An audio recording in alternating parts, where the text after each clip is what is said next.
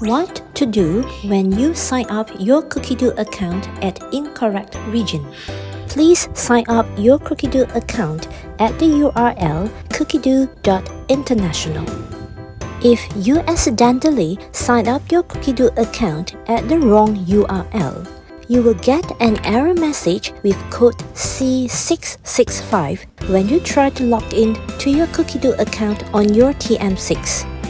If you would like to switch your Cookidoo account from another region to cookidoo.international, please send an email to request for support for your account to be transferred.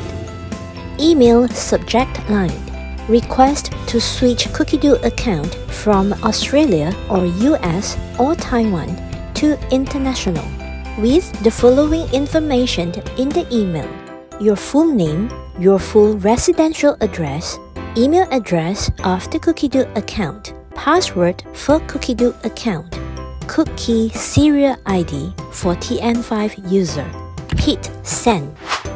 Generally, the process of transferring account takes several working days to complete.